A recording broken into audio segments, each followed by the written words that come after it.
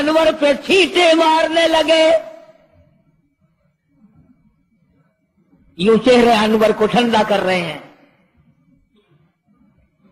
حضرت عائشہ فرماتی ہیں رضی اللہ تعالی عنہا میں نے عرض کر دیا میرے آقا یہ گھبراہٹ کیسی, یہ پریشانی کیسی, یہ تکلیف کیسی, یہ چھینٹے کیسے؟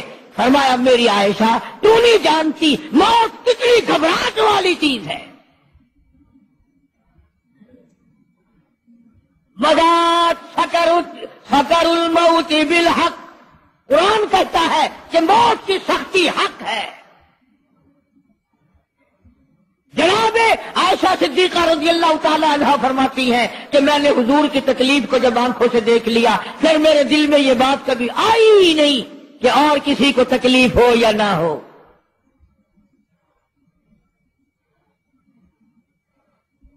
اور مقدر کی بازی ہے ساری. اللہ پاک جس کی تقدیر اس طرح سے بنا دے, کون ہے پیچھے ہٹانے والا؟ بالکل آخری وقت ہے. فرمایا عائشہ مسواک لا کے دے. مسواک لا کے دی گئی. فرمایا اپنے منہ میں چبا کے دے, اپنے منہ میں چبا کے دے, نرم کر کے دے. حضرت عائشہ صدیقہ رضی اللہ تعالی عنہا نے چبا دی, نرم کر دی اپنے منہ میں چبا کر. توجہ کرنا, یہ نہیں فرمایا کہ اسے اب ڈھو کے دے.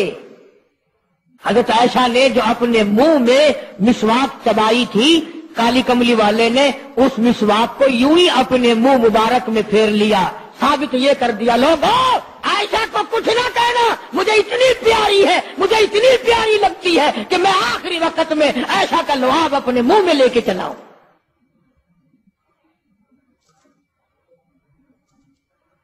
آج لوگ 4 ورقے تاریخ کی کتاب سے پڑھ کر صحابہ کرام کے فیصلے شروع کر دیتے ہیں. اپنے ایمان کو بچاؤ.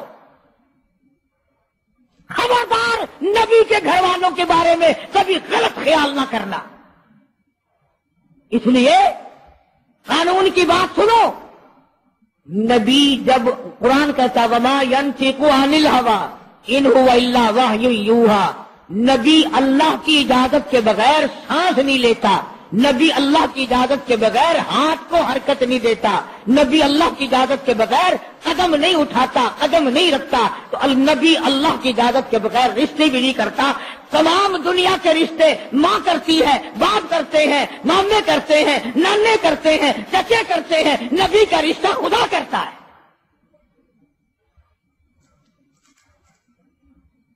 اللہ کی اجازت کے بغیر نبی کا کوئی رشتہ نہیں ہوتا.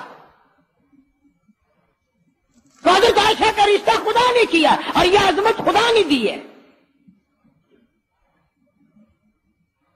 کیا آخری مرتبہ مسواک چبا کر کے دینا, ورنہ حضور کریم صلی اللہ علیہ وسلم کی بیٹی بھی تو یہیں پر موجود تھی.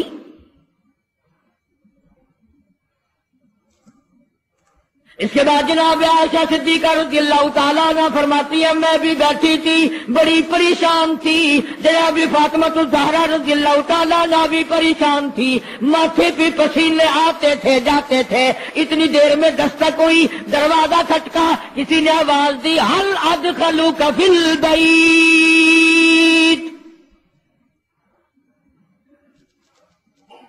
کیا مجھے گھر میں آنے کی اجازت ہے؟ حضرت فاطمہ الزہرا رضی اللہ تعالی عنہا جو ابا کے غم کی وجہ سے نہایت پریشان تھی, نہایت مزمحل تھی, نہایت دل دکھا ہوا تھا, بس زبان سے یہ بات نکل گئی اور دیہاتی کہی کہ او گوار میرا ابا بے ہوش ہے, تجھے اجازتوں کی پڑی ہوئی ہے. سرکار کو ہوش آ گیا, یہ جواب سن لیا اپنی لخت جگر کا. رحمت والا ہاتھ اپنی بیٹی کے سینے پر رکھتے ہوئے فرمایا بیٹی یوں نہ کہو, یہ دیہاتی نہیں, یہ گوار نہیں, یہ پاگل نہیں, یہ تو اسرائیل ہے, یہ تو تیرے ابا کا مقام ہے کہ اجازت لے کے آ رہا ہے. اس نے تو آج تک کبھی کسی سے اجازت مانگی ہی نہیں, کبھی بھی کسی سے اجازت نہیں لی. یہ اکرام ہے محمد مصطفیٰ صلی اللہ تعالی علیہ وسلم کا. تشریف لے آئے اور یہ جو معاملہ ہو رہا ہے نا, جو کچھ میں بتلا رہا ہوں یاد کرنے کے لیے عرض کر دوں, یہ جو کچھ میں آج تمہیں بتلا رہا ہوں، چونکہ ربیع الاول کا مہینہ ختم ہو رہا ہے، آج اس کا آخری جمعہ ہے، اس لیے میں اس عنوان کو ختم کرنا چاہتا ہوں۔ اور مطلب میرا کیا ہے، یہ جو کچھ میں تمہیں بتا رہا ہوں ساری دنیا کے علماء کا اتفاق ہے، یہ سب کچھ 12 ربیع الاول کو ہو رہا ہے۔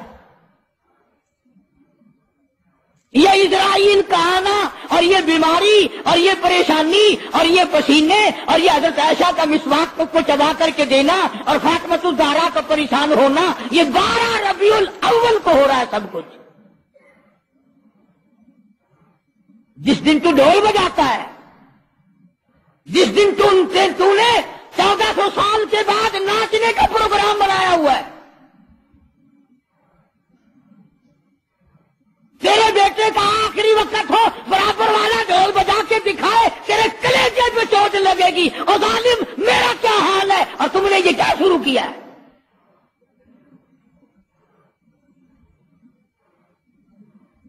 حضور کریم صلی اللہ علیہ وسلم نے فرمایا، بیٹی انہیں کچھ نہ کہو، یہ تو وہ ہیں جو بچوں کو یتیم بنا دیں، یہ تو وہ ہیں جو سہاگ اجاڑ کے رکھ دیں، یہ وہ ہے جو چلتے چلاتے ہنستے کھیلتے گھروں کو کی تباہی پھیر دیں، اسرائیل ہے۔ تشریف لے آئے، سلام پہنچایا، سیرت کی کتابوں میں ہے اللہ پاک کا سلام پہنچایا۔ میں حاضر ہو گیا ہوں، اجازت ہو؟ جی حاضر ہو، تشریف لے آؤ، ٹھیک ہے۔ اللہ میاں نے سلام پہنچایا، حضور کریم صلی اللہ علیہ وسلم نے سلام قبول فرمایا۔ سیرت کی ایک کتاب میں ہے کہ حضرت جبریل بھی ساتھ ساتھ تشریف لے آئے۔ کالی کملی والے اللہ پاک آپ کی مرضی کے مطابق پوچھنا چاہتے ہیں کہ جنت کے کون سے درجے میں مدار بنایا جائے؟ فرمایا جبریل تم میرا مزار جنت میں بنا دو گے، میرا بلال کہاں جائے گا، میرا سہیل کہاں جائے گا، میرا سلمان فارسی کہاں جائے گا؟ اور جن کے چمڑے اجیڑ دیے گئے، جن کی آنکھیں نکال دی گئی، جن کو انگاروں پہ سارا جلایا گیا، جن کی پسلیاں توڑ دی گئی، وہ کہاں جائیں گے؟ یہاں بناؤ مدینے میں۔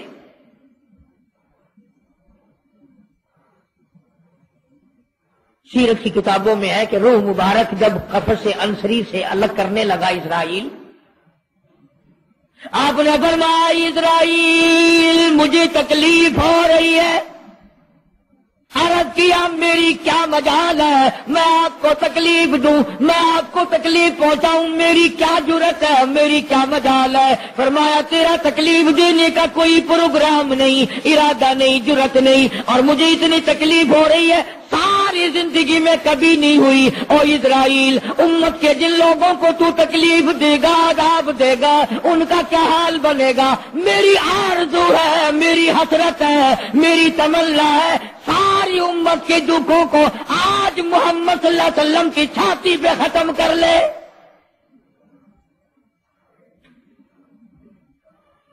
جو تکلیف تو نے ساری امت کو دینی ہے وہ آج میرے اوپر ختم کر لے۔